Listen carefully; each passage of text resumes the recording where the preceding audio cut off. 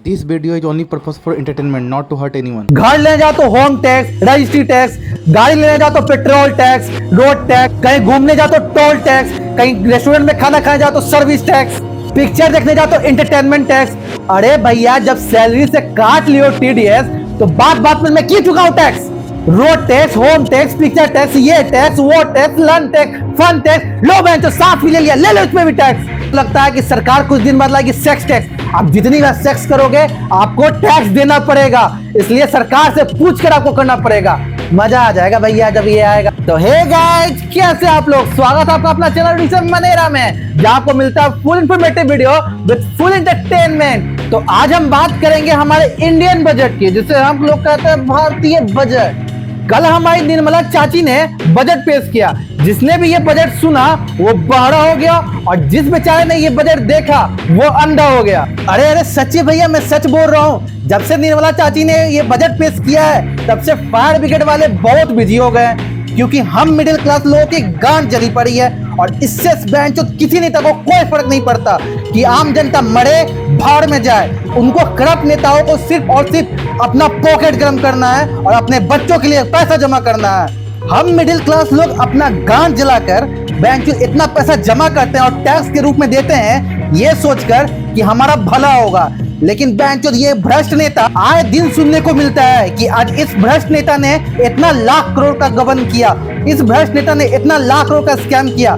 Bank मुझे तो ये समझ में नहीं आता है कि एक आम आदमी की गांठ फट जाती है पूरे जिंदगी कमाने में 1 करोड़ रुपया, और ये भ्रष्ट नेता बैंक क्या सोचकर हम आम आदमी का पैसा स्कैम करते हैं? क्या हम इन भ्रष्ट नेताओं के लिए टैक्स पे करते हैं? नहीं, हम अपने सुविधा के लिए टैक्स पे करते हैं। ये आम आदमी का खून पसीना का जलाया हुआ पैसा है, कोई बर्बादी का पैसा नहीं है। और ये जो नेता स्कैम करते हैं, पकड़े जाते हैं, उनका क्या होता है? क्या होता है उनका? जरा सोचिए। वे लोग बेल पर छूट जाते हैं और मस्त घूमते हैं। कई सारे एग्जाम्पल हैं, आप देख सकते हैं। कई नेता ने स्कैम किया है और वो आराम से घूम रहे हैं, कोई नहीं, कुछ नहीं होगा। लेकिन वही एक आम आदमी एक अगर चोरी भी करता है तो बैंक उसको बेल नहीं मिलता। क्यों?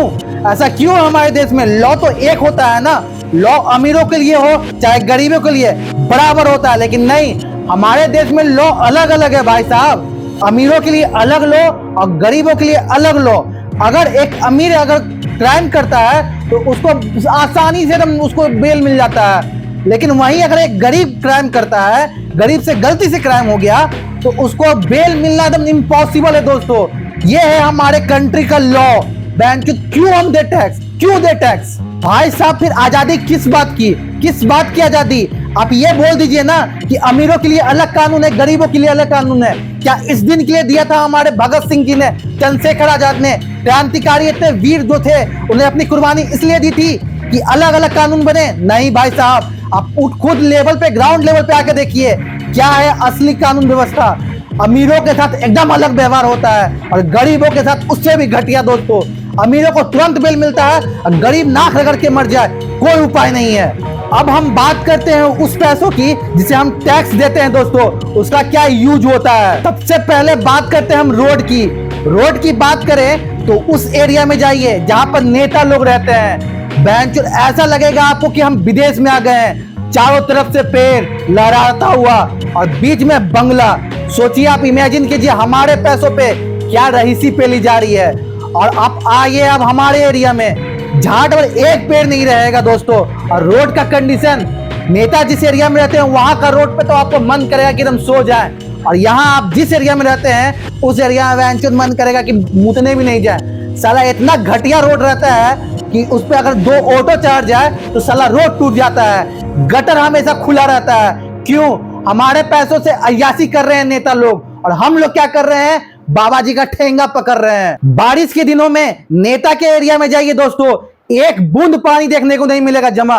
और वही हम आम लोगों के पास आइए जिन्हें हम टैक्स पेयर करते हैं, वह बहुत गर्व होता है। इन करप्ट नेताओं को हम पाल रहे हैं। सोचिए, इन करप्ट नेताओं को आम नागरिक पाल रही है। क्या गर्व की बात है दोस्तों। दिल गार्डन गार्डन हो जाता है, मजा आ जाता है दोस्तों।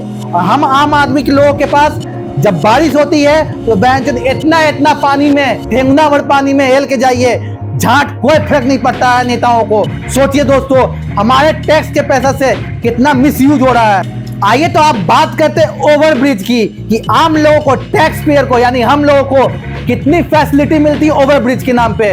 तो ओवरब्रिज की बात हो और बिहार का बात ना हो, बहुत नाइंसाफी है बिहार के साथ दोस्तों। और सुनने में तो मिला है बिहार को विशेष पैकेज मिला है दोस्तों ओवरब्रिज वगैरह बनाने के लिए। तो चलिए बात करते हैं बिहार की। बिहार जहां पिछले 1 महीने में 10 ओवरब्रिज टूट के गिरता है दोस्तों। गोली तो नहीं जीना भाई, 10 ओवरब्रिज भाई, पैसे लगते हैं भाई साहब, पैसे लगते हैं। गांठ जलानी पड़ती है मिडिल क्लास लोगों की, तब आते हैं पैसे। मेहनत की कमाई होती है, समझे सालों। कुछ तो शर्म कर लो, कुछ तो शर्म कर लो भाई। टैक्स देना पड़ता है, देख रहे हो कितना महंगाई हो गई है सालों। एकदम क्या बोलूं भाई, नहीं जीना, नहीं जीना, मरना भाई, मरना है। क्या बताऊं यार, ये ऐसे भ्रष्ट नेताओं के लिए, ऐसे भ्रष्ट करप्ट ऑफिसर के लिए, सोचिए दोस्तों, करप्ट इंजीनियर के लिए हम लोग अपना गांठ जलाकर टैक्स देते हैं। उसके बाद ये लोग कैसा पुल बनाते हैं जो मात्र 1 महीने 2 महीने। और बिहार में तो सुनने को मिला है कि बिहार में ब्रिज बनने से पहले ही गिर गया। क्या बात है भाई, क्या इंजीनियर है, क्या वहां के पॉलिटिशियन है। सैल्यूट है भाई, सैल्यूट है। अब सुनिए, असल में सरकार किसी की भी हो मेरे भाई, वो चाहते ही नहीं कि हम लड़के जिंदा रहे मेरे भाई। एक भाई साहब, एक तो मिडिल क्लास, ऊपर से लड़का, ऊपर से बेरोजगार, इतना ही अभिशाप मिलना था भैया, और दे देते। क्या दिक्कत था, लड़के हैं जनाब, हंस के जी लेंगे, क्या दिक्कत है भाई साहब। जब से निर्मला चाची ने बजट पेश किया है, पापा के ताने सुन सुन के एकदम मन तो कर रहा है फ्लैट में मर जाऊं, लेकिन क्या करूं भैया, मर भी नहीं सकते, लड़के हैं जनाब। निर्मला चाची ने लगा दिया है कि 5% से ऊपर टैक्स लगेगा जिनका 3 लाख से ऊपर का इनकम है। क्यों चाची, नहीं चाहती हो जिए। ऊपर से सोचा था कि एक तो नौकरी दे नहीं रही सरकार, सोचा कि ट्रेडिंग करके मैं जिंदगी जी लूंगा। भाई साहब 20% उस पर भी नहीं चाची जीने दीजिएगा, मर जाए। लड़का है तो क्या चाहते हैं, मर जाए। चाची थोड़ा तो रहम कर देती निर्मला चाची। घर लेने जाओ तो होम टैक्स, रजिस्ट्री टैक्स, गाड़ी लेने जाओ तो पेट्रोल टैक्स, रोड टैक्स, कहीं घूमने जाओ तो टोल टैक्स, कहीं रेस्टोरेंट में खाना खाने जाओ तो सर्विस टैक्स, पिक्चर देखने जाओ तो एंटरटेनमेंट टैक्स। अरे भैया, जब सैलरी से काट लियो टीडीएस, तो बात में मैं क्यों चुकाऊं tax. Road tax, home tax, picture tax, ये टैक्स, वो tax, lunch tax, fun tax, लो बैंक तो साथ भी ले लिया, ले लो इसमें भी tax. Sorry for this behaviour, but जब आप अपनी गांठ जलाकर मेहनत करके टैक्स पे करोगे और उसका मिसयूज होगा तो आम आदमी का जलेगा। हर एक आम आदमी का भी जल रहा है, क्योंकि उनका टैक्स जो पे करते हैं उसका सही यूज नहीं होता। बैंचन, मुझे तो लगता है कि सरकार कुछ दिन बाद लाएगी सेक्स टैक्स। आप जितनी बार सेक्स करोगे आपको टैक्स देना पड़ेगा, इसलिए सरकार से पूछकर आपको करना पड़ेगा।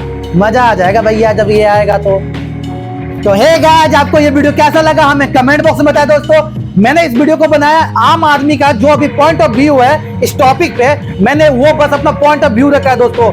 आम लोगों का क्या पॉइंट ऑफ व्यू, अभी किन हालातों से वो गुजर रहे हैं, मैंने बस वही रखने की इस वीडियो में कोशिश की है। आपका क्या पॉइंट ऑफ व्यू है दोस्तों, हमें कमेंट बॉक्स में बताएं। आपको क्या लगता है ये बजट से आम लोगों को कितना फायदा है, आप हमें कमेंट बॉक्स में बताएं दोस्तों। और ऐसा ही इंफॉर्मेटिव वीडियो देखने के लिए हमारे चैनल को सब्सक्राइब करें।